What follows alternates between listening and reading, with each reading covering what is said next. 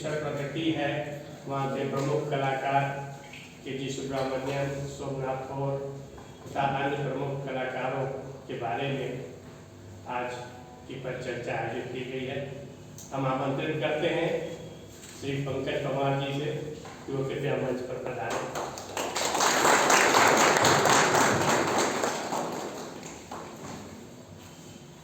आज हमारे बीच हमारे शिक्षक और लखनऊ ग्रामीण महाविद्यालय से सेवानिवृत्त प्रोफेसर जयकृष्ण अग्रवाल, जिनके बारे में आप सभी परिचित हैं, लेकिन आज कुछ नए बच्चे भी आए हैं टेक्नो के। उनका स्वागत करते हुए ये बताना आवश्यक है कि प्रिंट मेकिंग के क्षेत्र में प्रोफेसर जयकृष्ण अग्रवाल एक बड़ा नाम है। लखनऊ कॉलेज से उन्होंने पढ़ाई भी किया और लंबी अवधि तक आपने वहाँ पर सेवा दिया। मैं प्रोफेसर जयकृष्ण अग्रवाल को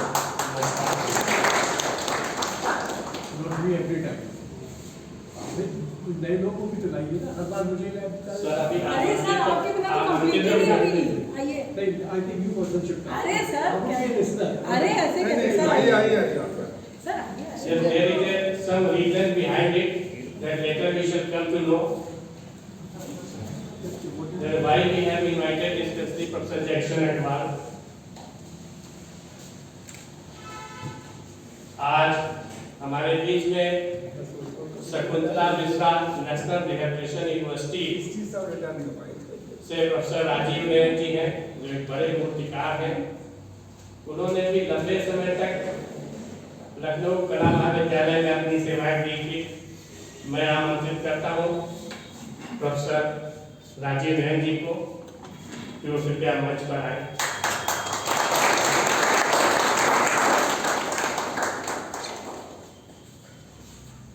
कलास्रोत आर्ट गैलरी की निदेशिका सुश्री मानसी गिलवानिया जी से अनुरोध करता हूँ कि वे कृपया प्रोफेसर पंकज कुमार जी को गुलदस्ता भेंट करके स्वागत करें।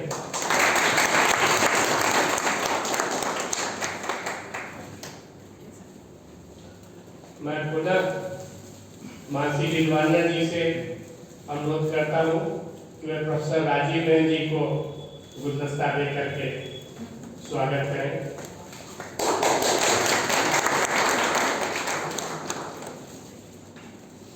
मित्रों, आज 1 जुलाई है और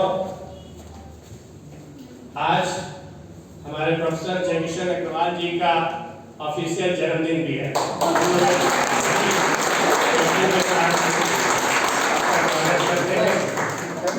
और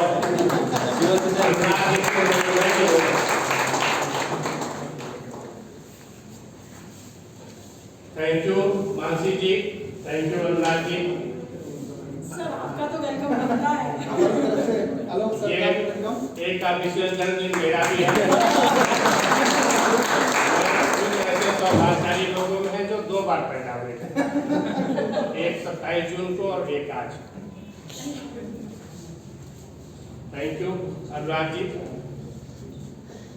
तो आज की जो परिचर्चा है उसमें बहुत अधिक समय नहीं लेते हुए, पहले तो मुझे बहुत ही अच्छा लग रहा कि बारिश और थोड़ा मौसम खराब होने के बावजूद आप लोग अच्छी संख्या में आए और इस कार्यक्रम में आप लोगों ने इंटरेस्ट दिखाया। तो जो थोड़ा सा विलम्ब था वो इसलिए कि कुछ और लोग जो रास्ते में फंसे हैं वो आ सके। तो मैं सीधे ये माइक दे रहा हूँ पंकज कुमार जी को कि वो अपनी बात आपके सामने रखेंगे। उसके बाद आप लोगों के कुछ सवाल लेंगे, जो भी आपकी क्वेरी होगी उससे संबंधित, और उसका हम लोग उचित समाधान करने की कोशिश करेंगे। Over to Pankaj Kumar.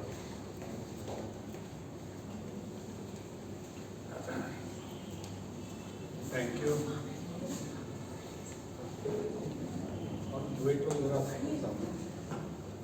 Thank you आलोक।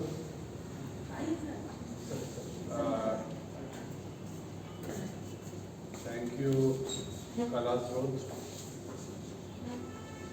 और जयक्षण जी, राजीव, सारे परिचित senior artist, friends, younger generation of artist, मैं ऐसा एक्चुअली एक्सपेक्ट नहीं कर रहा था।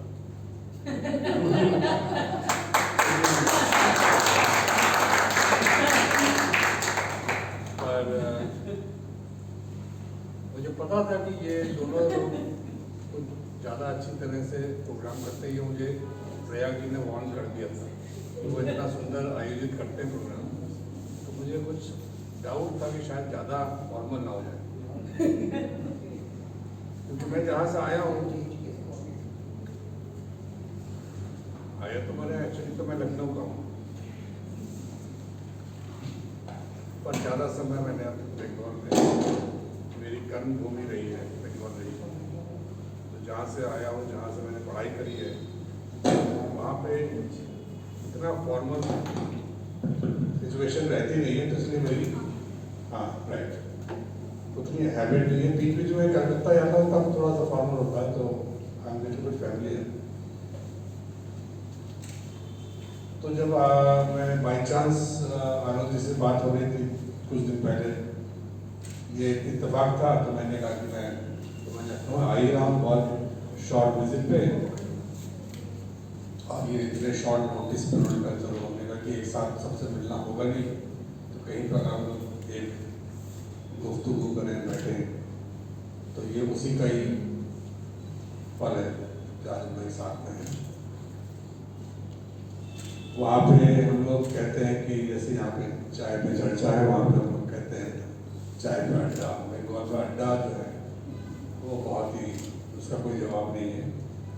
जहाँ पे 4-5 आदमी बैठ जाते हैं चाय की दुकान पे, तो बातें होती है।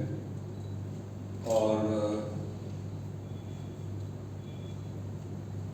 जैसा मैंने कहा कि मेरा जो यंगर जनरेशन है, बाकी तो सब लोग जानते हैं कि मेरा जन्म लखनऊ में ही हुआ, लखनऊ में बड़े हुए। तो मेरी जो पहली आर्ट को लेकर के जो इंस्पिरेशन बोले या जो भी बोले, वो लखनऊ आर्ट्स कॉलेज था।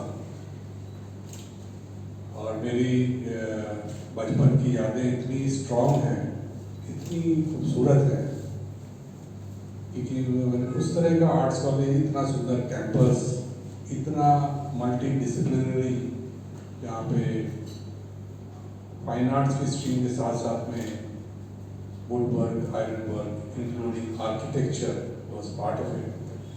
तो ये बहुत ही खूबसूरत जगह थी, जो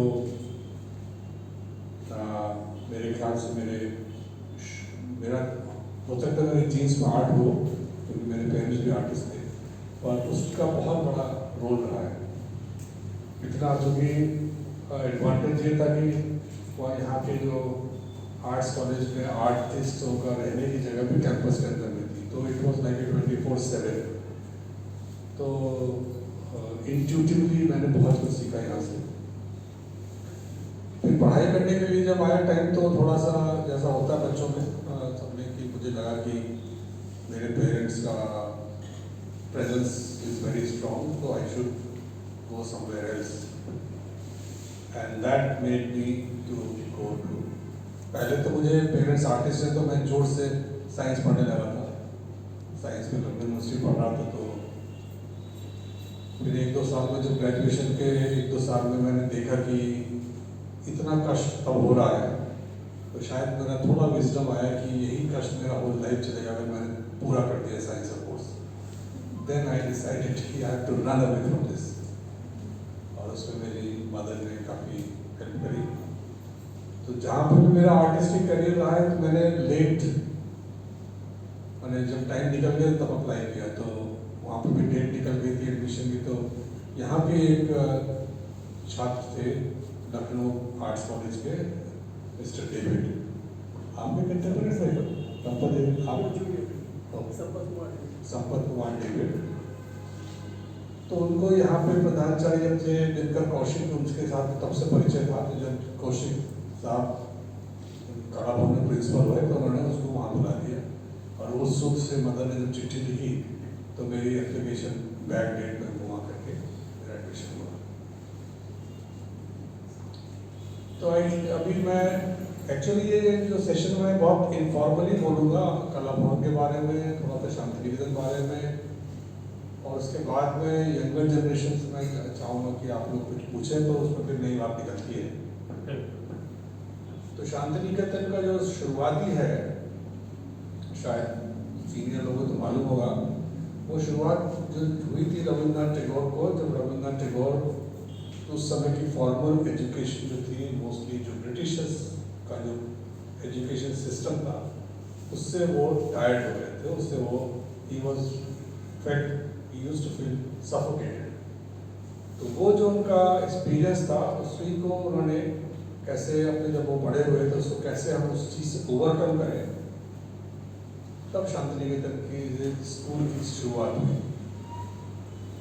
और उसका होल आइडिया यही था कि मोस्टली जो उस समय जो एस्टैब्लिश्ड एजुकेशन थी, वो किसी न किसी पर्पस, जैसे कि किसी इकोनॉमिक पर्पस या job oriented purpose, it was a very limited education थी, it was not a holistic education.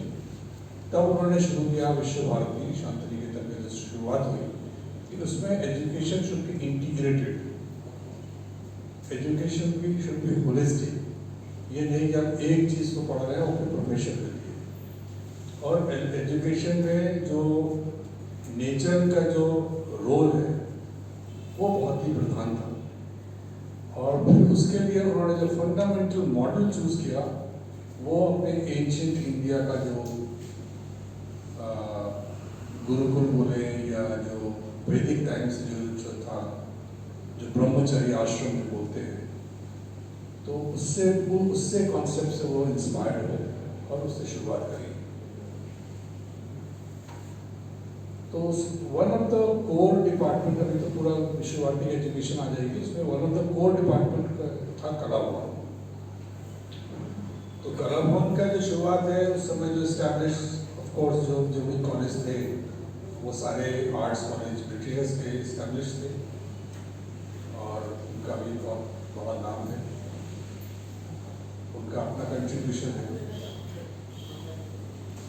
I am in a way fortunate कि मैंने लखनऊ आर्ट्स कॉलेज से शांति निकेतन से बड़ौदा और उसके बाद विदेश में पढ़ने का मौका मिला। तो I can see the whole spectrum of art education कैसे हो सकती है, कहाँ पे एडवांटेज है, कहाँ पे डिसएडवांटेज है। तो टैगोर का जो मुझे अभी लगता है कि फंडामेंटली जो मैं देखता हूँ, आर्ट्स कॉलेज, कुछ आर्ट्स कॉलेज में जो है कि वेस्टर्न मॉडल को रख करके शिक्षा प्रदान करी गई, जहाँ पे यूरोपियन मॉडल जो है एनाटॉमी स्टडी, ह्यूमन स्टडी, वो पूरा ही वो उस मॉडल को उन्होंने जो किया था उसी को उन्होंने कंटिन्यू किया और उसके थ्रू भी बहुत बड़े अच्छे आर्टिस्ट निकले, बहुत बड़े आर्टिस्ट निकले। शांति निकेतन में जो टैगोर का जो स्टार्टिंग हुआ, जो उसके जो फाउंडर टीचर थे नंदलाल बोस, तो पूरा आइडिया यहाँ से आया कि हम लोग वेस्टर्न मॉडल को अपना आइडियल नहीं मानेंगे। उस समय उन्होंने पूरा इंडिजीनियस मॉडल को इम्पोर्टेंस दी। इंडिजिनियस मॉडल माने जितने भी हम लोग इंडिया के या ईस्टर्न कंट्री के, चाइना के, जापान के, सीरिया के जो भी ट्रेडिशनल आर्ट फॉर्म थे, अजंता, अलोरा, जितने भी ट्रेडिशन, सबको बेस करके स्टडीज हुई। उस समय शुरू में लाइफ स्टडी भी वहाँ पे नहीं होती थी। और सबसे बड़ा जो चीज़ थी कला भवन में जो शुरुआत हुई, वहाँ पे कोई डिपार्टमेंट ही नहीं था। वहाँ पे स्टूडियोज थे, sculpture studio, painting studio, graphic studio. तो एक और स्टूडेंट्स को वहाँ पे एडमिशन होता था डिप्लोमा में फाइन आर्ट्स का, और वो इंटीग्रेटेड कोर्स पढ़ते थे, सारी चीज़ें पढ़ते थे, डिज़ाइन पढ़ते थे, और उसके बाद जिसका जिधर इंक्लिनेशन होता था वो उधर चले जाता था। तो फंडामेंटली ये डिफरेंस था कि इसको करने के बाद, लेकिन Tagore was not never against anybody और any tradition from the West. He was open to all over the world to look at it.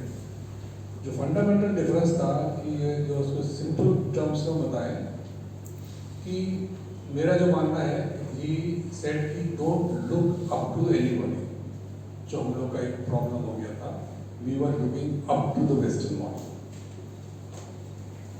वो एक फॉर्मेट हो गया कि हर चीज को, कंटेम्प्रेरी को, मॉडर्न को देखने के लिए उस फॉर्मेट से हमें देखना है। So that format is the western format and we can learn many things from the western format, किंतु you don't have to follow that format. You can contextualize with your time आपका अपना format, उसके लिए confidence की जरूरत है। तो what I mean is don't look up to anybody and don't look down to anybody. Just look as they are. So this is another fundamental difference कर रहा हूँ मैं। जैसे कि मैं बाहर में जब पढ़ा था, वहाँ पे कई institutions contemporary art के, वो cutting edge, absolutely contemporary art, जिसमें वो इतना compartment में देखते हैं कि हर 10-15 साल में वो outdated रहता भी नहीं आ गया। So they are looking at everything in a very fragmentation, me versus you. कला भवन में शुरू से encourage किया गया कि there is no difference between this art or that art. आपको वहाँ पे क्राफ्ट्स पर्सन भी आएगा, ट्रेडिशनल आर्टिस्ट भी आएगा, ट्रेडिशनल फोक आर्टिस्ट भी आएगा, सारी फॉर्म्स ऑफ आर्ट के वहाँ पे आर्टिजन आते हैं, वो आते हैं, वो अपना प्रैक्टिस दिखाते हैं, students get expose to that and student is open to take from any form of language and which is most democratic and which is most relevant specially in the country like India where it has a huge diversity and huge range of art practice. तो वो उसमें उसके लिए सबसे ज़रूरत यही है कि कई बार क्या होता है कि यंग आर्टिस्ट कंटेम्प्रेरी आर्ट करने को मतलब वो सोचते हैं और becomes like a fashion, is certain kind of work is a contemporary art rather than understanding the spirit of that art and what are the concepts behind it, but interpret it according to your situation. इस जगह पे बहुत जगह पे gap आ गया था, lacking आ गया था, इसलिए शांति निकेतन और फिर उसके बाद बड़ौदा में उन्होंने थियोरेटिकल साइड को काफ़ी जोड़ दिया कि आप उसको पढ़िए, जानिए, उसकी पॉसिबिलिटीज़ क्या हैं, ट्रेडिशनल आर्ट फॉर्मेट पॉसिबिलिटी क्या है, because these are all visual language. और फिर आप अपने नेचर पे कहाँ पे कनेक्ट कर रहे हैं उस लैंग्वेज को लीजिए। इट्स नॉट नेसेसरी कि आपको एक ही मॉडल में वो करना है। तो ये शुरू से ये रहा है और ये चीज़ मुझे बहुत टच करी, और स्पेशली जब मैं बाहर गया और वहाँ पे फिर विदेश में पढ़ते पढ़ते जब वहाँ पे ब्रिटिश म्यूजियम या विक्टोरिया म्यूजियम में देखता था या जो भी देखता था, तो मुझे लगता था कि किसी भी मायने में ये जो आगे के आर्ट फॉर्म में कम नहीं है। तो why there is so much we versus ये छोटा आर्ट है, ये क्राफ्ट है, ये वो है, ये सारी चीज़ें बनाई हुई है, हमारी बनाई हुई। तो मुझे लगता है कि ये कॉन्फिडेंस कंट्री में आना चाहिए और आई थिंक मे बी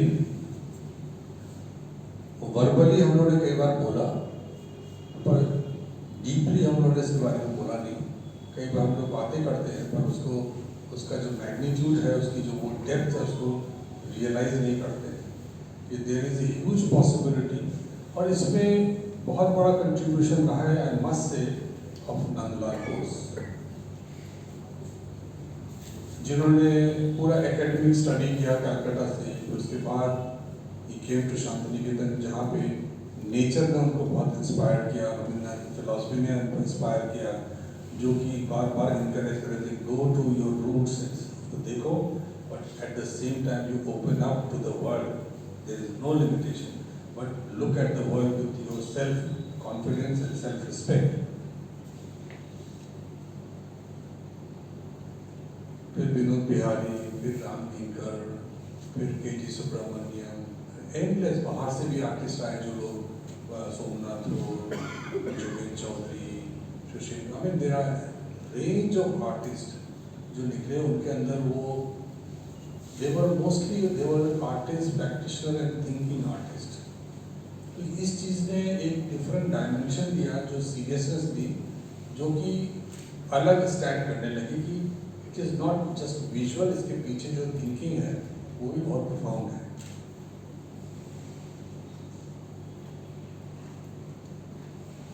और इसी चीज़ से हम लोगों की जो जनरेशन आई, हम लोगों ने सीखा। तो I think now we are confident enough as a country. ये सारी चीज़ों में एक ये भी होता है कि who is dictating the terms. West was always advance in us because of facility, richness, monetary, everything is there. और उनका एक लॉन्ग ट्रेडिशन है, बहुत दिनों से उनके जितने मूवमेंट है उसका एक सोशियो पॉलिटिकल रीजन भी था। आई थिंक इसमें ये सारी चीज़ें फैक्टर मैटर करती हैं। तो अभी क्योंकि I think gradually in cricketing terms when you are gaining confidence, I think we should look seriously into our practice also, that we should be confident enough to make our own format rather than always imitating the Western format. It is not question of there is anything we versus you, but rather we are all equal and we should deal with them on an equal terms, and there is so much to learn. There is endless journey. So here, this is I think is a fundamental जो overall Tagore की जो philosophy थी about education, जहाँ पे कला भवन में art में जो कुछ चीज़ों को बहुत इम्पोर्टेंट दिया, उसमें एक डिज़ाइन और स्ट्रक्चर को बहुत ज़्यादा इम्पोर्टेंट दिया। If you are strong in design, fundamentals you are strong, then किसी भी आप लाइन में जाएं, whether you go to architecture और you go anything, if you have a sense of design strong, then that will help you, and that will help you in any sphere of life.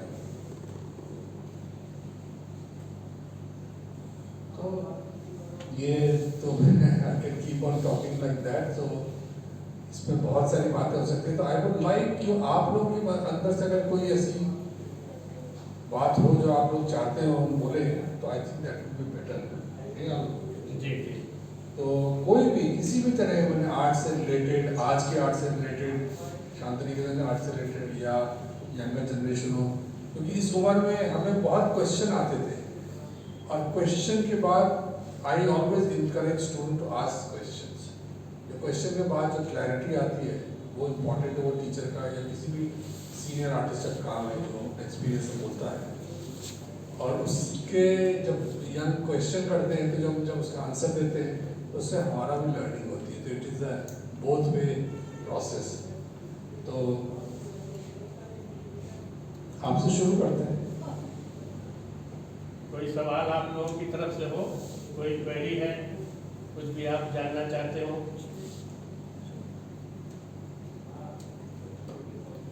शुरू में nervous हो गए हमारे student. एक query हमारा ये था कि जो शांति निकेतन का एक जो ऑरा बना हुआ था, जैसे अमरिंद्रनाथ जी का, नंदलाल बोस का, एक दौर था कि वहाँ से बहुत सारे कलाकार निकले और पूरे देश भर में गए।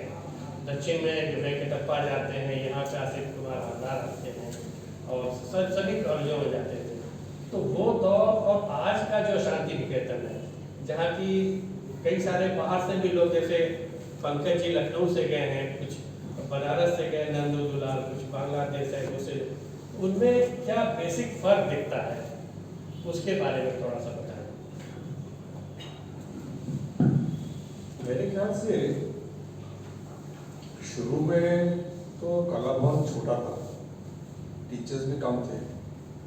ग्रेजुअली जब कला भवन यूनिवर्सिटी हुआ, एक्सपेंशन हुआ, टीचर्स भी ज़्यादा बढ़े, स्टूडेंट भी ज़्यादा बढ़े। और सबसे अच्छी बात जो हुई, जो मेरे ख्याल से बहुत इम्पोर्टेंट है, जो हम लोग वहाँ पे स्टूडेंट्स में भी फॉलो करते हैं, कला भवन मेरे ख्याल से एक मात्र department of fine arts college होगा, इवन विश्व भारती में भी वो स्पेशल है, जहाँ पे आपको स्टूडेंट मिलेगा जम्मू और कश्मीर से, श्रीनगर से, केरला से, महाराष्ट्र से, राजस्थान से, एवरी पार्ट ऑफ इंडिया, और उसको हम लोग कॉन्शियस है कि वो कैरेक्टर को रखें। और दूसरी अच्छी बात जो हुई, जो सेंट्रल यूनिवर्सिटी जब हुई, तो इसको इनकरेज किया गया कि खाली लोकल लोगों को ही ना लिया जाए, because that is part of Tagore's vision, विश्व भारती बाय नेम। तो उसमें हमारे यहाँ टीचर साउथ से भी है, मैं यहाँ का हूँ, जम्मू श्रीनगर से भी है टीचर, आपके शिलोंग से है, आपके महाराष्ट्र से है, तो पूरे इंडिया से वहाँ पे टीचर्स आए, स्टूडेंट भी वहाँ पे हैं। तो I think that has opened a much more dynamic faculty करते हैं उसमें।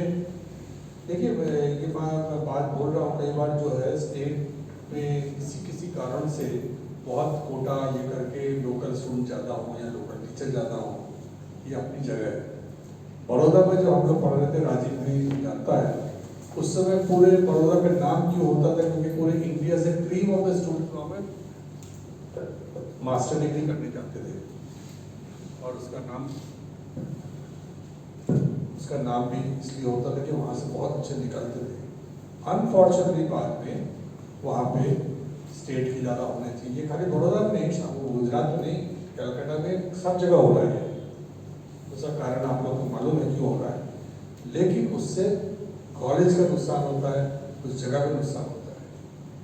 तो मेरे ख्याल से दिस इज जो आपने कहा कि वहाँ सब जगह से वो आ रहे हैं। और एक आध चीज़ थोड़ा फर्क है, जो मैंने एक आर्टिकल में लिखा उस पर, कि पहले शांतिनिकेतन काफ़ी टीचिंग में भी डिफरेंस था। पहले जो टीचर्स थे वो बाई हैंड सिखा देते थे, वो करते थे, और जो मास्टर टीचर होता है, जो बड़े बड़े टीचर होते हैं, students also get influence by them. तो जैसे कि स्कल्पचर में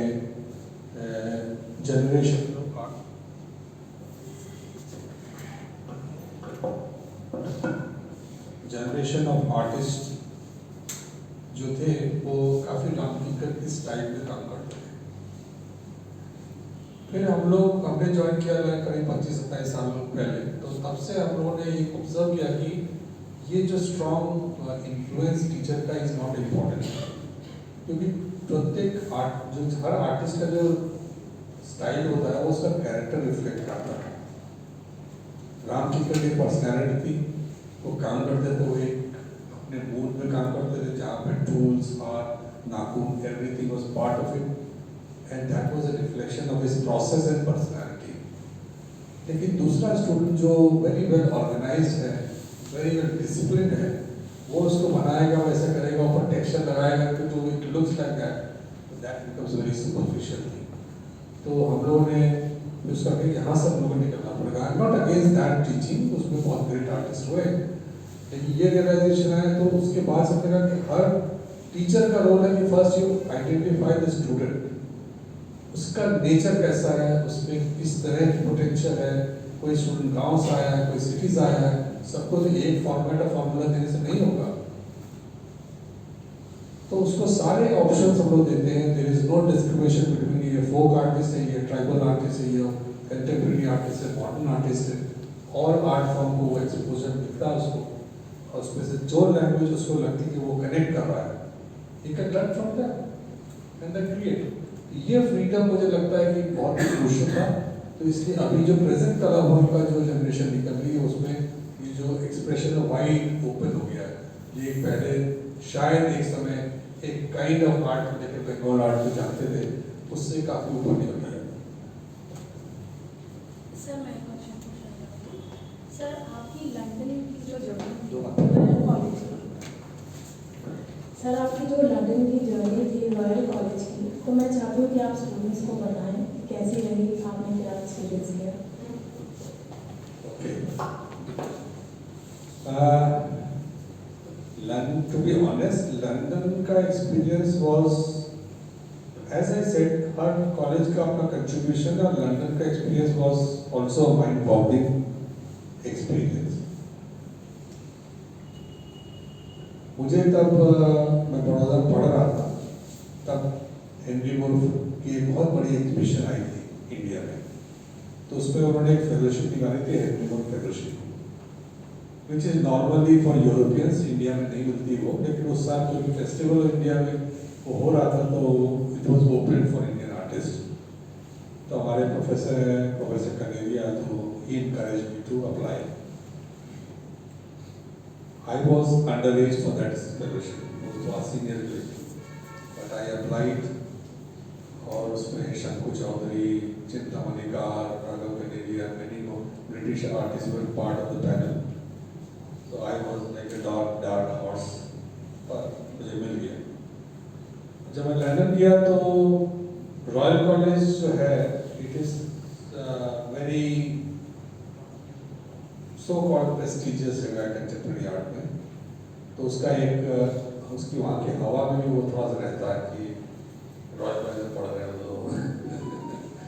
तो what I will call it say it test your nerves, whether you can stand on your terms or you will step away.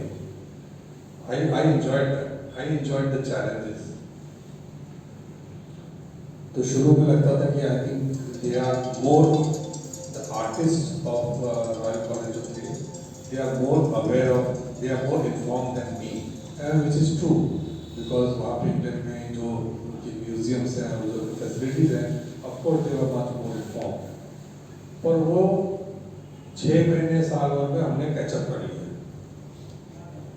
And then I was enjoying, and then वहाँ पे teachers भी इतने अच्छे थे, वहाँ से भी मैंने बहुत सीखा, इतना सीखा as a teacher, as a student, जितना रॉयल कॉलेज से सीखा उतना ही लंदन में रहने से सीखा, क्योंकि कॉलेज के अलावा भी इतने इवेंट्स होते हैं वहाँ पे, एग्जीबिशंस, सेमिनार, ये और म्यूजियम्स, तो दैट वाज इक्वली लर्निंग।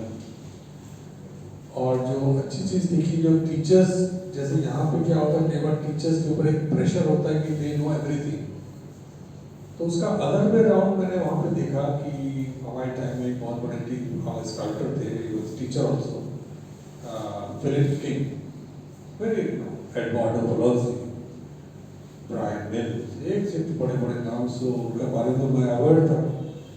तो फिलिप किंग वो ट्यूटोरियल होता है, तो एक दिन मेरे साथ था, तो मेरे पास आए वो, तो I knew Philip King, who is Philip King, but he was sitting with me next and he was talking to me like a layman, क्या करते हो, क्या बनाते हो, ये वो। इतना बड़ा sculptor is talking to me like a layman. I was very amazed कि ये टीचर कोई ज्ञान नहीं दे रहा मुझे, वो तो मुझे ही पूछ रहा है हाल। Actually, what he was doing is he was trying to find out me, my sensibility, my background, my previous work. और उसके context में उसने बोला कि what you are doing is just right, you continue that. ज़्यादा कोई बात ही नहीं। सबने कहा this is beautiful. But how much teacher before putting his ज्ञान on the student, he can put his ज्ञान on the side and discover a student, and then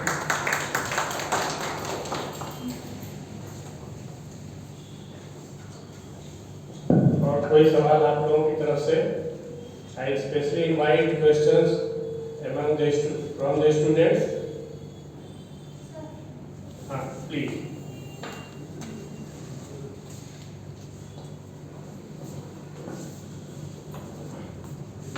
good evening sir.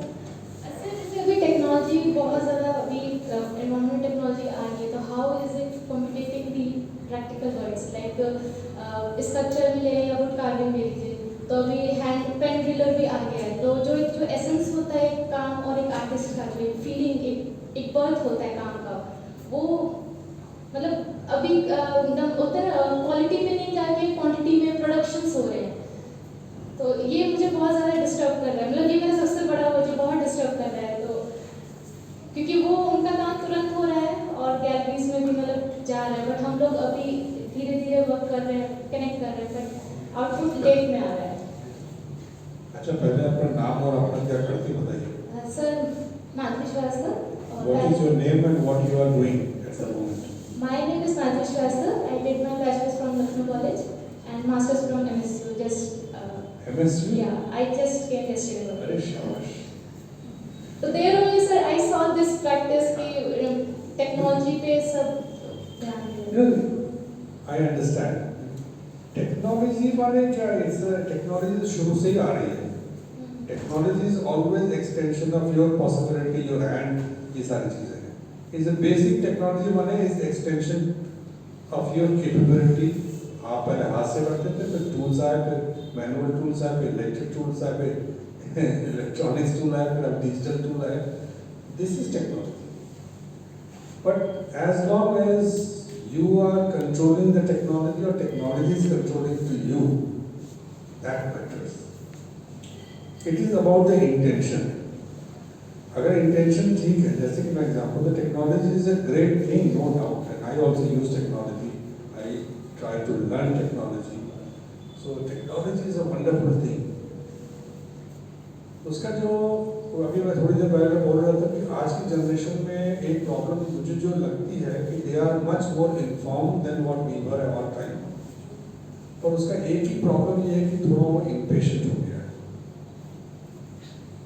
तो उसका फ्लिप साइड ये है, impatient हो गया। उसका एक एग्जांपल मैं दूंगा आपको कि जैसे when I in Santiniketan we take our student को to field study in a nearby place called Vishnupur, which is known for terracotta sculptures, 16th, 17th century के profound, बहुत जबरदस्त काम है। तो हम लोग स्टूडेंट थे, फिर हमने जब ज्वाइन किया तो स्टूडेंट भी जाते थे, हमारे साथ 25-30 स्टूडेंट जाते थे। तो हर स्टूडेंट पर एक स्केच बुक होती थी, वो ड्राइंग करता था, अंडरस्टैंड था, उसका पूरा कॉम्पोजिशन वो करता था। लास्ट टाइम जब हम गए थे मुझे I was shocked to see not a single student was drawing. सब अपना स्मार्ट कैमरा लेके क्लिक कर रहे हैं, फोटोग्राफ तो अपने बता दिया। तो उसमें जो दिक्कत एक ही है कि आप जो चीज़ ड्राइंग करके या वो करके जो आपके अंदर अंडरस्टैंडिंग आती है, लाइक लाइफ स्टडी, आप लाइफ को तो देखते हो, when you draw a life or you do a modeling in life, तो आपकी जो लाइफ की अंडरस्टैंडिंग होती है वो आपकी इंटीग्रेट हो जाती है, आप जो डीपली समझ लेते हैं। फिर आप अपने कैनवस में डिजिटल फोटोग्राफी लेकर काम करो, दैट इज फाइन। बट इसको बाईपास करके वो करेंगे तो you are losing out somewhere the true experiential part of your knowledge. It is your loss. You may create something very dazzling and something fantastic which many people are doing, but in artistic journey आप कहीं पे compromise कर रहे हो। I think it should be the balance of both, जहाँ पर अपना आप experiential part, otherwise अभी क्या हो रहा है, कोई literature background का या कोई भी है वो इसको hire करे, उसको hire करे, formula दिया, उसने बना दिया, फिर आप उसको conceptual justification दो and you may get some award, but at the end of the day, how deeply you are enjoying the process, you are enjoying the whole thing, that is the question. And it is basically a question of integrity. I will give you one other example.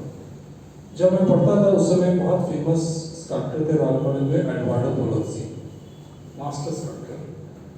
पर उनका एक बहुत बड़ा काम चल रहा था, तो वहाँ पे 3 मॉडलर को वो यूज कर रहे थे, मॉडलर काम नहीं कर रहा था।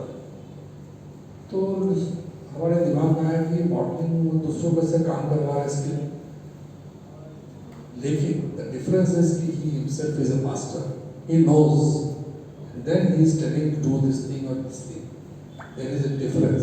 और एक के पास में कुछ नॉलेज नहीं है, वो मॉडलर को यूज कर रहा है उसके हाथ में, तो there are 2 different thing.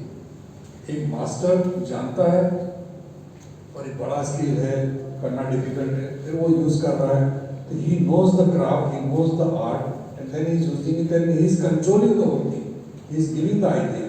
But उसी की जगह एक दूसरा आदमी हो, then it is a little bit tricky. I don't want to use any other word. और कोई सवाल? अभी 2-3 सवाल ये और लेंगे, तो खासतौर से हमारे छात्रों को एक मौका दे रहे हैं। बीच में जो बैठे हैं, राहुल साक्या हैं, वैभव द्विवेदी हैं, और ये लोग इनके दिमाग में आई freely पूछो, don't think that my question is good or not.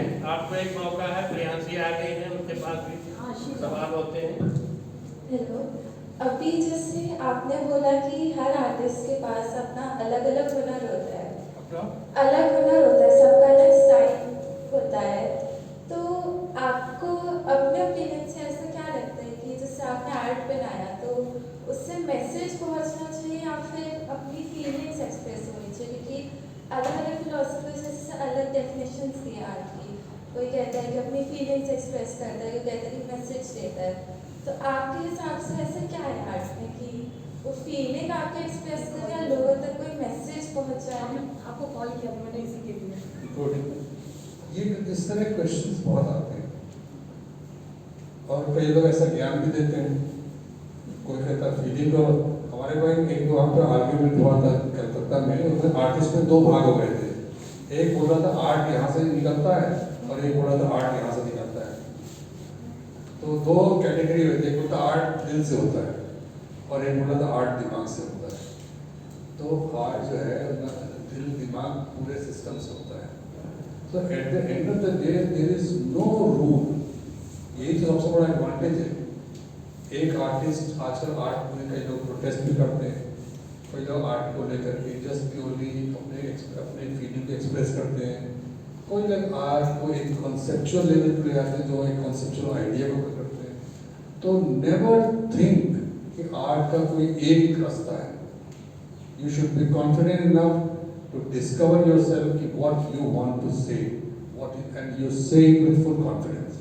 Weather you want to be feeling oriented artist, whether you want to be conceptual oriented artist, and whether you want to be a very disciplined, planned. हमारे यहाँ कई तरह के example थे शांति निकेतन में। मैंने देखा एक एग्जाम्पल था जब हमारे टीचर ही थे सुशील Ghosh. He was passionate with numbers, mathematics. उनका पूरा आर्ट डेडिकेट था geometrical design, very pattern based. तो ये दिस इज इम्पॉर्टेंट आर्ट में। पहले you discover your self, what you want to do. Otherwise क्या होगा, सबसे में कॉपी करते रहोगे। You look at the world, you expose your self, at the same time you feel that where you are connecting, and then you will find your language. No hold bars. Just to take the same idea forward, जो कि आपने कहा, I'm just curious कि for an artist, for a filmmaker, for a writer, is it important to respond to what is happening in our world around us at the moment?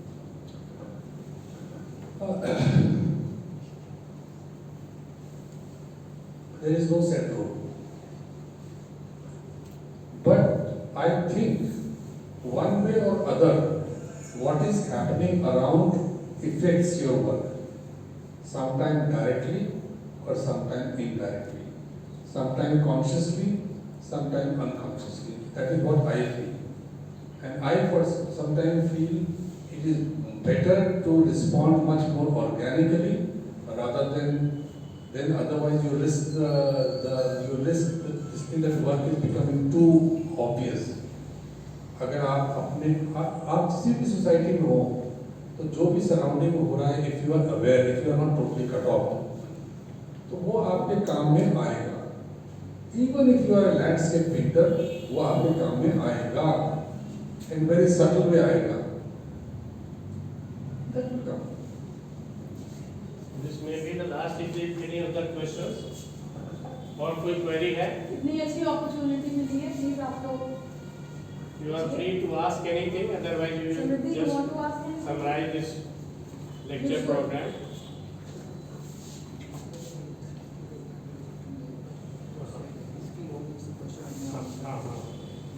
So, at the end of this, I shall invite last question Professor Rakesh Chandra, who is the one of the very senior professor and Department of Philosophy, Lucknow University. I may like if there is any query about it. Otherwise, we shall just summarize this program. Thank you very much. Quite a like listen to you. I think we were in school together in Mahanagar boys. Okay. One of the things which I just wanted to, because all of you are such deeply embedded people in art history, I just wanted a response to that. I was once, remember, when I was meeting Professor Subramanian gave me one of his works on Tagore. And his assessment was that Tagore also went through a long journey, that initially when he went abroad and he thought that he was very well received, he imagined that he was a good artist.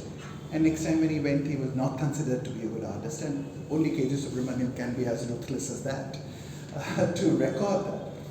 I was wondering about that when you responded to the last question, when you said that, should you respond to the time that you have? That Bengal school at that time was responding by classicism.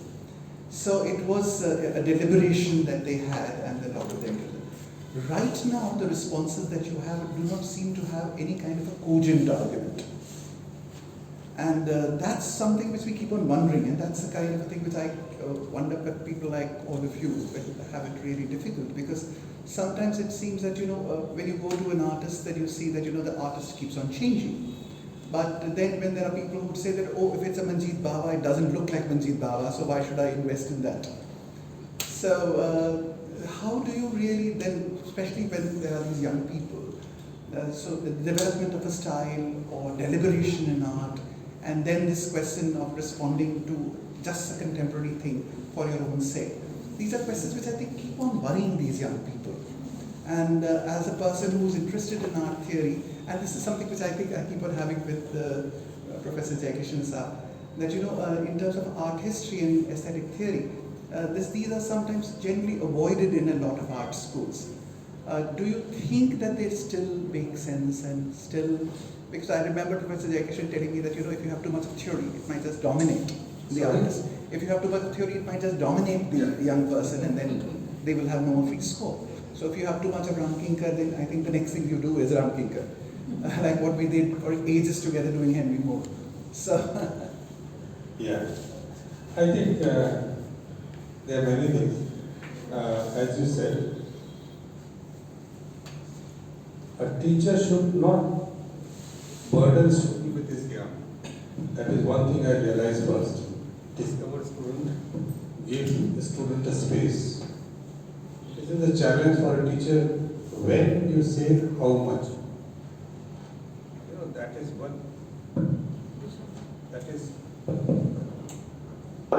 That is one thing which is very crucial. That is what I done.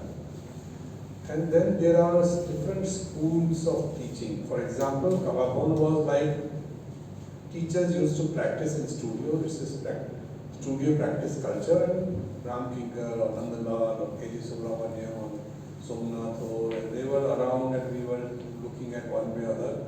And that creates an environment. Obviously, you get inspired and learn. You may call it influenced also. Same in England. But when I went to France, I was a resident artist in the Conservatory with the Beaux-Arts. So there, professor, I was wondering, no professors working with this thing, why not people have, we used to have teachers working in this thing, and we don't have no single professor, I think. He said, we are not allowed to work. Why? He said, it may influence student. You see, absolutely, totally different. He said, we are not allowed to work. That may influence student. Now, this is a totally counter argument to the whole thing what I grew up. This is fantastic. When that is what I say, at the end of the day, what I feel in art institution is most important is the environment. And that is what Tagore wanted to do, to create an environment and empower a student. Don't overdose on your knowledge. Empower a student, and once you put a plant in that environment, it will sprout. He will find where it is required, what it is required. And the second thing is about the style. It is a big problem to me. I never associate myself with style. It is more, to me, the idea and this thing which inspires me. Obviously, I have my own physical limitation or biological limitation. When I will do something with my hand, certain thing will come up. That is okay. But you become stylistically conscious. I will not name the name of the artist. very big artist, known for his style. But he was telling me, we were traveling somewhere, he showed me some of his drawings. You see, very interesting, very different. He said, but the gallery people, they are not understanding it. Alright, so what to say? So, this is the work of art, the ultimate whole image that comes out rather than style. Style should be always secondary, should be the consequential thing. If it happens, doesn't happen. And it is also a reflection of personality. If you compare two artists like in Cubism, Braque and Picasso, Braque remained conscious with one style, one format, like a research scholar, and kept doing whole life the same thing. And Picasso from one to another to another to another. So at the end of the day, it's a reflection of a personality which manifests in your sculpture, whether it's sculpture or work of art, And if you have that kind of a strong, personality, it will come into your sculpture in a very organic way. Even if you're without touching a hand, if you see a bull's head of Picasso with a seat, you will make out it is a Picasso's work.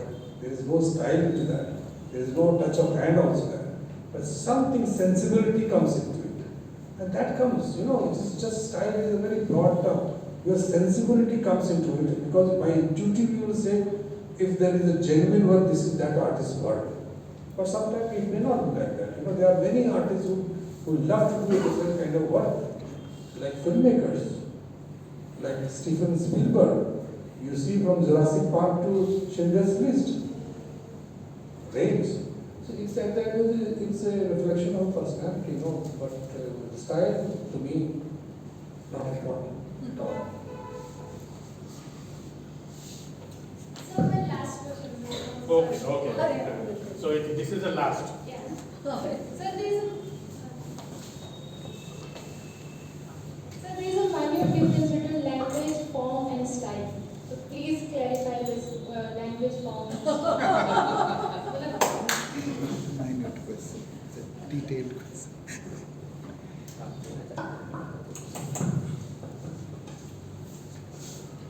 Language, form, style,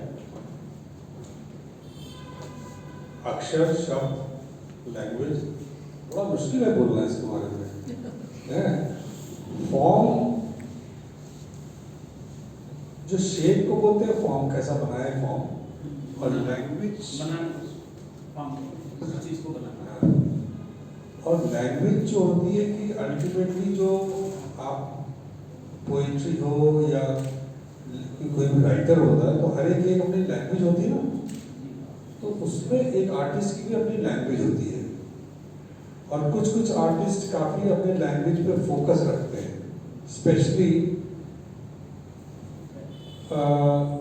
example जैसे के जी सुब्रमण्यम है, for him the language of art was very important, तो इसलिए उनको दिक्कत नहीं होती थी, वो he can make him sit and he will just like a writer he can create painting, फटाफट हाथ चलता है।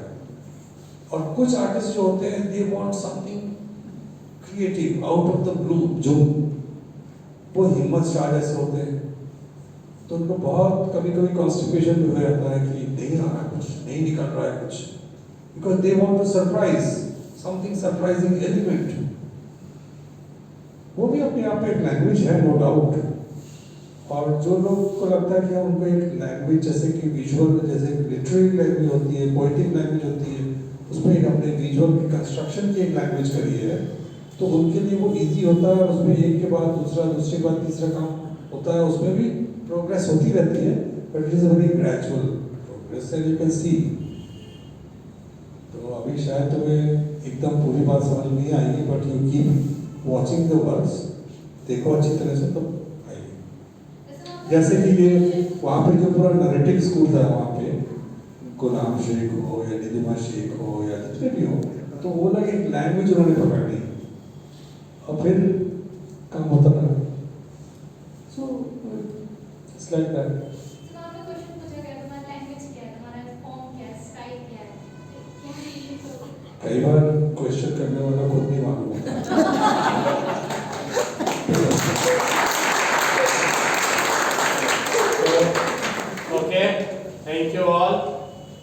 taking so much interest in this program. I really appreciate that very patiently you listen him, and it really encourages that we organize many more programs similar like this. मैं अब formally Mansi जी को बुलाता हूँ कि वो औपचारिकता निभाए सभी का धन्यवाद करने के लिए। थोड़ा देखिए मैं चाहूंगी अनुराग। अनुराग जी थोड़ा जगह सर मैं मुझे लगता है कि धन्यवाद करने का समय भी आया नहीं है। जब पैनल में ऐसे ऐसे लोग बैठे हुए हैं एकदम। तो मुझे लगता है कि पैनल डिस्कशन के तौर पे अगर थोड़ी देर इसको कंटिन्यू करें बच्चों के लिए ज़्यादा अच्छा होगा, क्योंकि क्वेश्चंस इनके दिमाग में आ रहे होंगे पर शायद इन्हें ये फॉर्म नहीं कर पा रहे हैं। और जो आप लोग जो एक दूसरे से बात करेंगे तो हम सब जब उसे सुनेंगे तो मुझे लगता है वो हम लोगों के लिए ज़्यादा फलदायक होगा। तो मुझे लगता है आप लोग इस तरह से कंटिन्यू करें थोड़ी देर के लिए, तो फिर थैंक्स हम लोग कर लेंगे, कोई जल्दी नहीं। ये अच्छा सुझाव है। अभी जो एक ये होता है ना कि सवाल ले रहे हैं तो एक मन में डर सा आ जाता है कि अरे मेरा सवाल कोई हल्का नहीं, मैं अब बातचीत होगी जैसे आपस में आप बातचीत करें, आप लोग आपस में कोई भी सवाल हो और बहुत सारे लोग भी यहाँ पर आप लोग कुछ बच्चों की तरफ से मैं सवाल कर रहा हूँ। जी सर। मुझे ऐसा लगता है कि जैसे पंकज जी को लंबी जर्नी हम लोग काफ़ी दिन साथ में रहे और एक दूसरे को हम लोग करीब 30 सालों से जानते हैं काम को लेकर, और एक लंबा समय इनका शांति निकेतन में रहा, उसके लिए बड़ौदा में भी रहे। बड़ौदा का भी काफ़ी कुछ इनके काम पर इन्फ्लुएंस है, भले ही वो शॉर्ट पीरियड है। बच्चों की तरफ से एक मेरा प्रश्न था और मैं भी अपने को बच्चा ही समझ रहा हूँ। मेरा एक प्रश्न था कि 2 स्कूल है, बिल्कुल बड़ौदा एक तरफ, शांति निकेतन दूसरी तरफ, और दोनों में बहुत बड़ा डिफरेंस हमको दिखता है, जबकि एक ही देश है। और कॉन्टेम्प्रेरी आर्ट्स में जैसे के.जी. सुब्रमण्यम बड़ौदा को भी कंट्रीब्यूट किए, जहाँ शांति निकेतन, क्योंकि कई सारे ऐसे शिक्षक हैं, कई सारे स्टूडेंट्स हैं जो दोनों तरफ के, लेकिन दोनों के बीच में जो कैरेक्टर का डिफरेंस है वो बहुत महत्वपूर्ण है। वो मेरे ख्याल से हम सबको जानना चाहिए, और चूंकि पंकज जी का दोनों तरफ का एक लंबा अनुभव है, तो मैं जानना चाहूँगा कि आपको क्या लगता है कि दोनों में बेसिक डिफरेंस क्या है?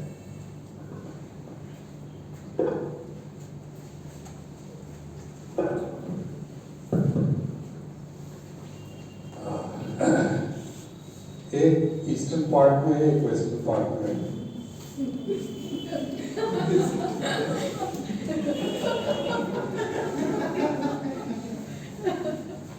तो शांतिनिकेतन की बुनियाद जैसे हमने कहा था, जिससे सभी को मालूम है कहाँ से हुई थी, और बड़ौदा की फाउंडेशन भी शांतिनिकेतन वालों ने दी, वेदर सुब्रमण्यम, वेदर शंकर चौधरी, बेंद्रे वगैरह भी थे वहाँ पर बहुत से। तो फाउंडेशन बड़ौदा और शांतिनिकेतन की एक ही है। जो डिफरेंस है कि बड़ौदा में they are much more aware of the global art, contemporary art, global art, उस मामले में वो काफ़ी उन लोगों का ज़्यादा रुझान है और अवेयरनेस है, और उसमें वो उसकी वजह से उनका आर्टिकुलेशन भी उस तरह का है, और हर जगह का एक कैरेक्टर होता है। बंगाल का एक अपना कैरेक्टर है, तो वो वहाँ पर रहता है। पर अभी जो मैंने अगर आप लोगों ने ध्यान दिया हुआ, रिसेंट मैंने जो अपने स्टूडेंट्स के एग्जीबिशन को शेयर किया था, तो अभी कंटेम्प्रेरी आर्ट में ये ब्रिजेस काफ़ी एक समान हो गए हैं। उसका सबसे बड़ा कारण ये है कि इंफॉर्मेशन टेक्नोलॉजी। नाउ पहले ये चीज़ ज़्यादा थी क्योंकि एक्सपोजर उतना नहीं था, अभी ये चीज़ काफ़ी कम हो गई है, क्योंकि एक्सपोजर जहाँ तक सवाल है दुनिया के आर्ट का, it is a living playing field, whether ये लखनऊ में है या बड़ौदा में है या शांतिनिकेतन में है। तो एक समय भले ही था ये डिफरेंस, पर मुझे लगता है अभी ये ब्रिज जो मैं देखता हूँ, अभी जो यंगर जनरेशन वहाँ काम कर रही है, काफ़ी वो है, वहाँ के भी लोग आगे बोलते हैं। इनफैक्ट बड़ौदा की आजकल की जो स्थिति है इज़ नॉट वेरी इंकरेजिंग। उसको मैं नहीं जाना चाहता हूँ, क्योंकि हम लोग ये दोस्ती वहाँ पढ़ाते हैं, एनवायरनमेंट है, तो कई कारण से तो वो है, पर टचवुड कालाभवन में अभी उस तरह की स्थिति नहीं है। देखो सबसे बड़ा प्रॉब्लम क्या होता है, कई यूनिवर्सिटीज़ में आर्ट को, विजुअल आर्ट को वो लोग लास्ट में कंसिडर करते हैं। साइंस है, ये टेक्नोलॉजी है, जो कि डायरेक्टली लगता है ये इंडस्ट्री में जाएगा, वो करते हैं। पर शांति निकेतन में क्योंकि टैगोर ने बोल दिया था ये कला भवन और ये कोर डिपार्टमेंट है, बाकी सब होगा तो होगा, तो जो भी वहाँ पे आता है वो उसका वाइस चांसलर को अच्छा लगे या ना लगे, he has to give the priority to कला भवन because of that its identity, विश्व Bharti identity itself is a cultural university। तो उस वजह से एडवांटेज है, टीचर्स फैसिलिटी है। तो मुझे क्या लगता है कि at this point in time कला भवन इज डूइंग रीजनेबली गुड। और बड़ौदा हम लोग पढ़े हैं, कभी कभी कष्ट भी होता है कि बड़ौदा इज कई जगह उसमें काफ़ी डिफिशियंसी आ गया है, use the word deficiency, but Baroda itself is a great place. वहाँ रहने में बहुत आर्टिस्ट रहते हैं, बड़े बड़े आर्टिस्ट रहते हैं। So I hope things will improve। Sir मैं कठिन शब्द अगर मैं भी एक सवाल पूछ लूँ तो क्या बुराई है? आपको ऐसा नहीं लगता कि कहीं ना कहीं जो डिके हो रहा है एजुकेशन लेवल पर, इसके लिए हमारी नेशनल एजुकेशन पॉलिसी रिस्पॉन्सिबल है? असल में नेशनल एजुकेशन पॉलिसी को लेकर काफ़ी ह्यू एंड क्राई हुआ है। नेशनल एजुकेशन पॉलिसी को अभी भी it is at the stage of experiment stage में है, गिनी पिग। उसके बारे में समझने से ज़्यादा मैंने देखा है कई बार पॉलिटिकली चार्ज होकर लोग कई बार कई चीज़ें में कहते हैं, वो सुनाई भी पड़ती है। पर नेशनल एजुकेशन पॉलिसी में कुछ चीज़ें एडवांटेज की भी दिखाई पड़ती है हमें, जहाँ पे वो इंटरडिसिप्लिनरी, जहाँ पे वो एक इंस्टीट्यूशन से दूसरे इंस्टीट्यूशन जाओ, कई पॉसिबिलिटी है जो उसमें मुझे संभावना दिखाई पड़ती है। जहाँ पे मुझे कमी दिखाई पड़ती है, जो कंटेम्प्रेरी आर्ट की अंडरस्टैंडिंग होनी चाहिए, जो प्रेजेंट गवर्नमेंट हो या रिजीम हो, जो भी हो, साइंस टेक्नोलॉजी कई चीज़ों में, इकोनॉमिक्स में बहुत अच्छा कर रहे हैं, ट्रेडिशनल आर्ट में भी ये लोग अच्छा कर रहे हैं।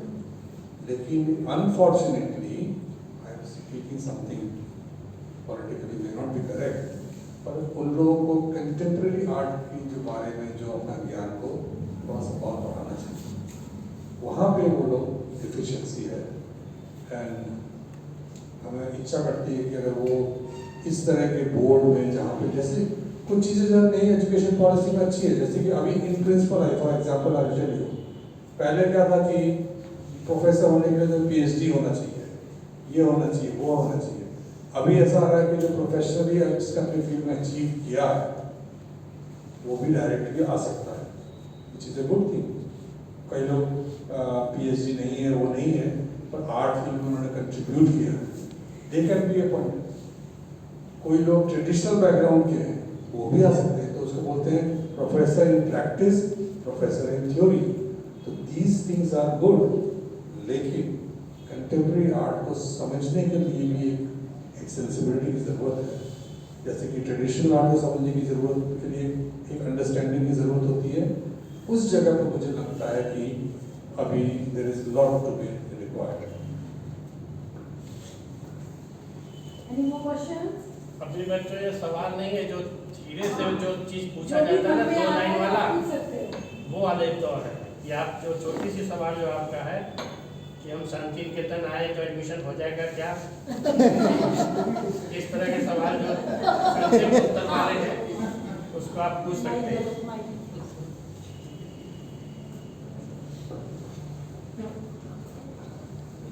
छोटे छोटे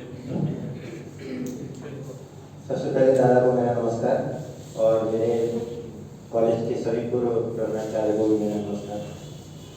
दादा मेरा सवाल ये था और सभी से मेरा यही सवाल था, क्योंकि यहाँ पे 2 लोग स्ट्रक्चर के बहुत बड़े आर्टिस्ट हैं, पेंटिंग्स हैं, तो मैं यही पूछना चाहता हूँ कि इस समय की जो समकालीन कला है, स्पेशली पेंटिंग को लेकर, कि उसमें मटेरियल जैसे आ रहा है, मिक्स मीडिया आ रहा है, तो स्ट्रक्चर को हम जब समझते हैं कि कोई भी चीज़ 3D में जब आता है तो हम उसको स्ट्रक्चर कहते हैं, पर इस टाइप पे पेंटिंग को डिफाइन करना हो पहले के जो दौर थे या पहले की पेंटिंग्स हम लोग दिखते हैं, या वॉश हो या कैनवास पे ऑयल हो या एक्रेलिक हो, आज के टाइम पे काफ़ी मटेरियल यूज होता है, तो क्या वो स्कल्पचर है या नहीं है, हम उसको किस कैटेगरी में रखें, और मतलब कि पेंटिंग की आज के समकालीन तौर में उसकी डिफिनीशन क्या हो सकती है?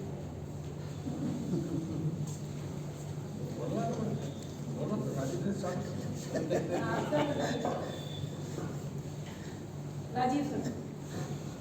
मुझे लगता है कि आज के डेट में ये बाउंड्रीज हमारे पास नहीं है। पेंटिंग, स्कल्पचर, प्रिंट मेकिंग या फिल्म, ऑडियो विजुअल, बहुत सारे मीडियम्स हैं, सबको कंबाइन करके भी आर्ट करते हैं। तो अब हमें वर्क ऑफ आर्ट कहना चाहिए। ठीक है, हम कोर्स में पेंटिंग पढ़ते हैं, स्कल्पचर पढ़ते हैं, प्रिंट मेकिंग पढ़ते हैं, लेकिन वो बाउंड्रीज अब नहीं है हमारे पास। मैं समझता हूँ पंकज जी सहमत होंगे शायद। सर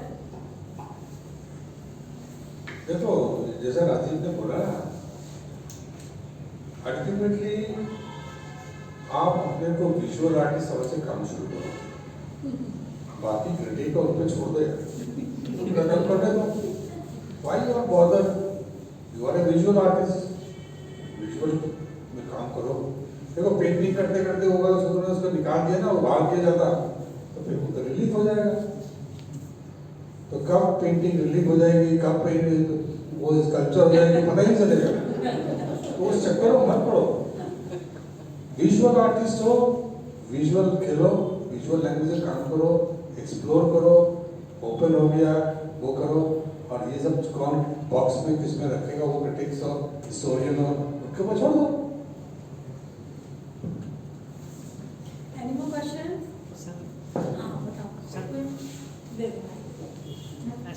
सर, विजुअल लैंग्वेज और कॉन्सेप्ट के हम कैसे साइड बाय साइड काम कर सकते हैं?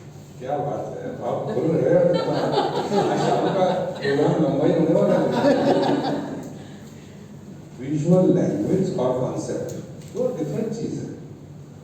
विजुअल लैंग्वेज है, तुम अपनी पेंटिंग जो बनाते हो, है अजंता अरोरा की विजुअल लैंग्वेज है ना, या आज के टाइम पे किसी भी आर्टिस्ट के जो काम देखो, है जामनी राय का काम देखा है, वो एक विजुअल लैंग्वेज है। भूपेन खक्कर का काम देखा है, वो एक विजुअल लैंग्वेज है। तो विजुअल लैंग्वेज एक जगह पे है, और कॉन्सेप्ट तुम्हारा आइडिया है। एक आइडिया को तुम 10 तरह से दिखा सकते हो। सर, बनाने से पहले हमें क्या हमें कॉन्सेप्ट के बारे में सोचना चाहिए? ये चक्कर तो बहुत मुश्किल, यही तो सबसे ज्यादा सफर करता है। ये स्टूडेंट का वाकई में बहुत बड़ी प्रॉब्लम है। क्योंकि सर बहुत से ऐसा होता है कि हम काम करते हैं और उसके बाद हमें लगता है कि हमारा जो कॉन्सेप्चुअल प्रोसेस है वो कहीं ना कहीं अलग जा रहा है। सबसे मजा इस और विजुअल लैंग्वेज कुछ और कह रहे हैं। सबसे जिस दिन तुम्हें ये समझ में आ जाएगा कि इस लाइन में कोई सेट रूल्स नहीं है, you set your own rules, उस दिन तुम निकल जाओगे। इस लाइन में मैथमेटिशियन जैसा नहीं है 2 + 2 4 ही होगा। ये कॉन्फिडेंस जिस दिन तुम्हें आ जाएगा उस दिन तुम समझ जाओगे सारी बात। There is no set rules. Sir कुछ कहना चाहते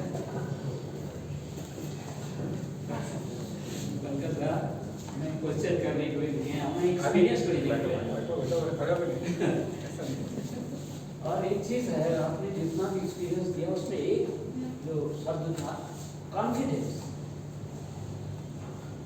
जिस दिन जिसको कॉन्फिडेंस आ गया, चाहे वो म्यूजिक में, गाने में हो, चाहे डांस में हो, किसी भी आर्ट में हो, वो फिर कॉन्फिडेंस उसको बहुत कुछ दे देगा, बहुत कुछ बना देगा। नहीं, ये बात तो ठीक है, पर है वहां पे confidence without clarity is a disaster.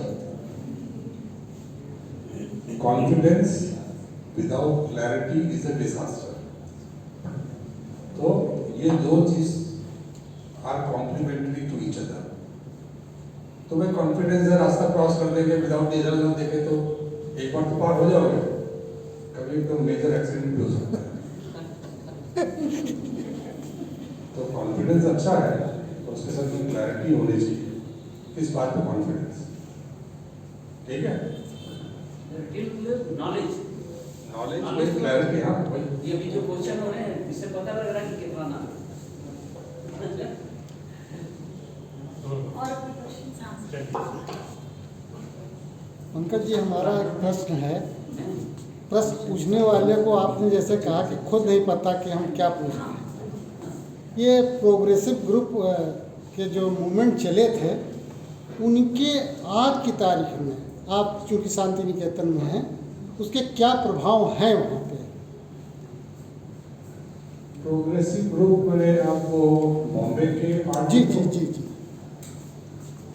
देखो उस समय में किस कॉन्टेक्स्ट में उन्होंने शुरू किया था, कितने बड़े बड़े आर्टिस्ट थे, हैं?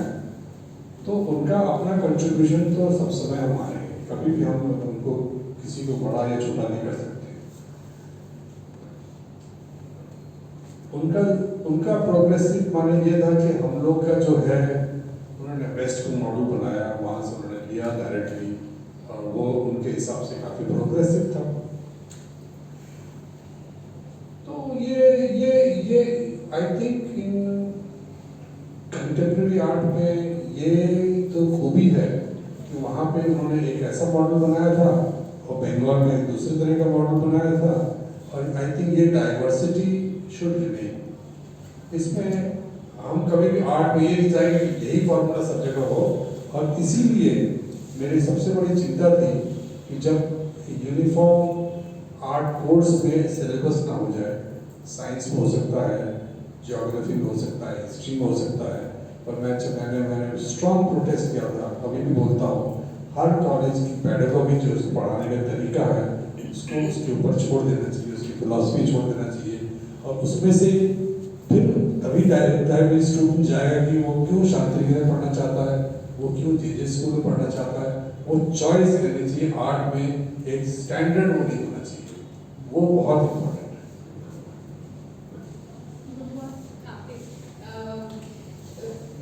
So actually जब आप आर्ट्स कॉलेज में थे लखनऊ में, तो मैं भी आर्ट्स कॉलेज में ही रहती थी। Very curious to know, you know, if you could just tell us a bit about your father's work. You know, actually, as an artist, my father was my first teacher, and his art actually inspired me. He was very strong in drawing, and right from the childhood, that inspired me. And by 10, 12, my mother used to get confused, my mother, which is my drawing, which is my father's drawing. I became so good in drawing. फिर बाद में मुझे regret हुआ कि मेरी drawing इतनी अच्छी क्यों है, मेरी ड्राइंग बच्चों जैसी क्यों नहीं है। वही मुझे रियलाइजेशन आया, उसकी लिमिटेशन मुझे रियलाइजेशन आया। But as I said, my father was highly inspired or influenced, whatever word you can use, from his teacher Ram Kinkar Bench. There is no question. And also he was one of the favorite students of Ram Kinkar. That is why just after passing out, Ram Kinkar offered him to assist him as a teacher in Kalawan. So he joined Kalawan also. He was all-rounder. My father was equally good in sculpture, equally good in painting, and he was all-rounder generation में थे.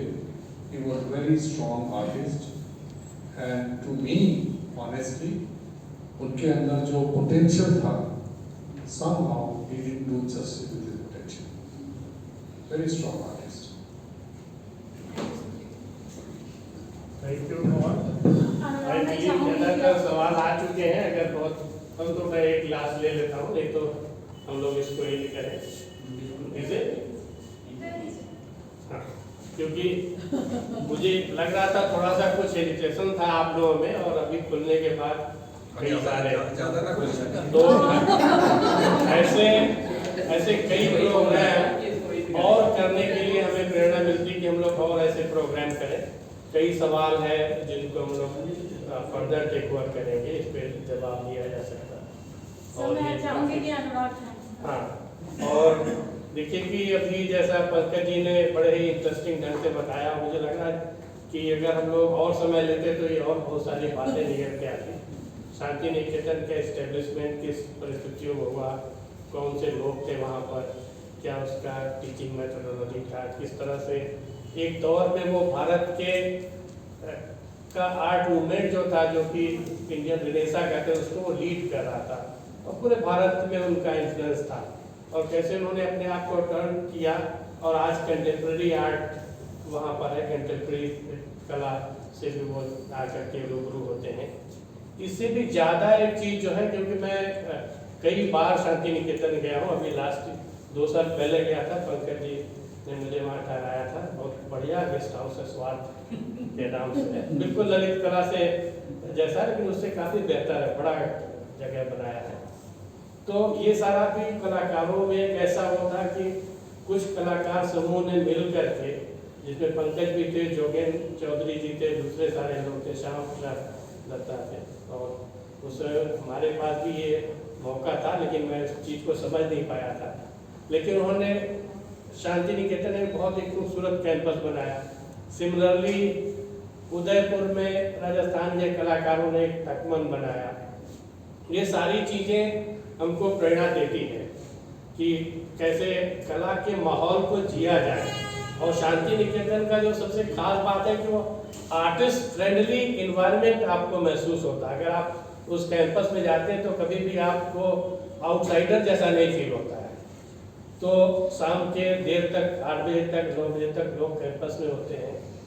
अंधेरी जहाँ पर कई बार बिजली नहीं होती है, लोग, एक बार मैं वहाँ रुका था गेस्ट हाउस में, तो कुछ कलाकार हैं, उन्होंने कहा कि चलिए वहाँ पर फिल्म शो हो रहा, वो 84 की बात है, तो वहाँ पर फिल्म दिखाई जाएगी। तो एक किसी के घर में था, तो एकदम अंधेरा रास्ता, मैंने कहा जाएंगे कैसे, बोला वो बत्ती जल रही।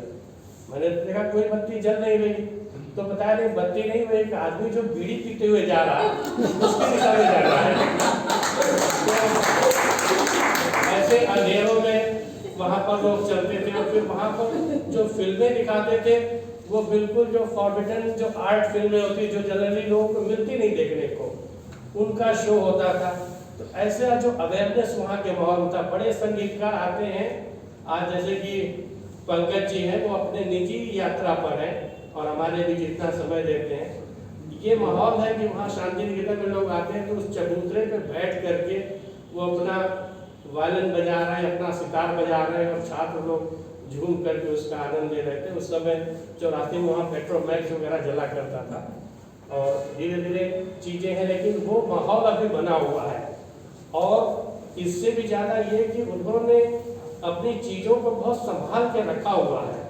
वो पेंटिंग्स हैं वहाँ पर केजी की जो, और एक बार केजी से मैं मिलने गया, मैंने उनसे पूछा कि सर, तब मैं रेस्टोरेशन में काम करता था, तो मैंने कहा कि सर आपकी ये पेंटिंग खराब हो रही, तो हम लोग इसका एक प्रोजेक्ट बना रहे हैं, इसको ठीक करा देंगे।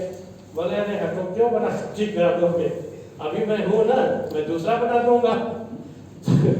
तो कितना कैजुअल थे, इसके बावजूद भी वहाँ पर तमाम सारी कलाकृतियाँ, एक कला भवन का बहुत बड़ा संग्रहालय है जिसमें उन्होंने सारे ग्रेट मास्टर्स का वहाँ पर एक बड़ा कलेक्शन संभाल करके रखा है। तो इतनी सारी चीज़ें हैं जो कि लोगों को प्रेरणा देती है।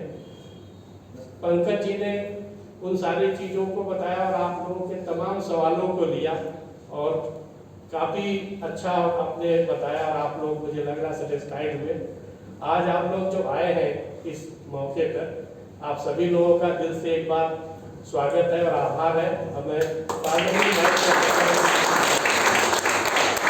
अनुराग जी को कि जो आप लोगों को धन्यवाद करेंगे, उसके बाद हम लोग चाय पर मिलेंगे। नमस्कार। मैं अभी जो भी हम लोग इतनी देर में डिस्कशन चला, जैसे सर ने कहा कि आप लोग सेटिस्फाई हुए होंगे, अब मुझे लगता नहीं है कि हम इस पूरे समंदर को सुखा पाएंगे 1 घंटे में।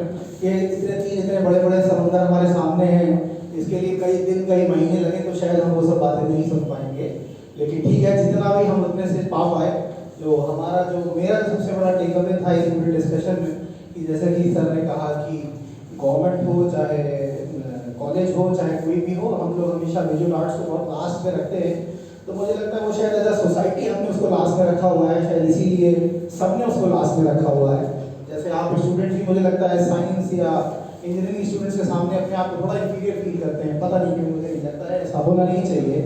आप लोग क्यों नहीं अपने आप को उसके पैरेलल समझते हैं, और as a parent, as a student, आप सब जो हमारा टेक अवे तो यही है कि हम इस सोसाइटी में सबसे पहले विजुअल आर्ट्स को इंजीनियरिंग और मेडिकल और जो भी और बड़े इस तरह के सब्जेक्ट्स हैं उसके बराबर में रखने का सबसे पहले खुद सोचना शुरू करें।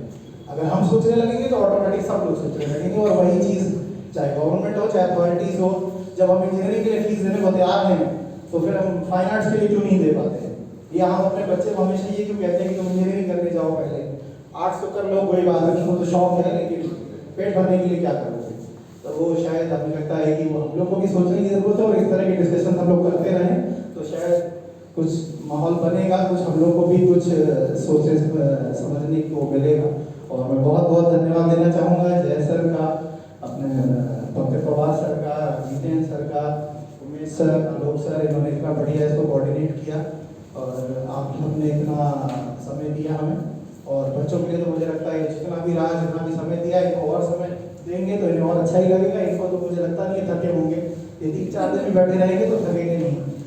Thank you all. हम सब लोगों की तरफ से कैलाश बोध के लिए जोरदार ताली।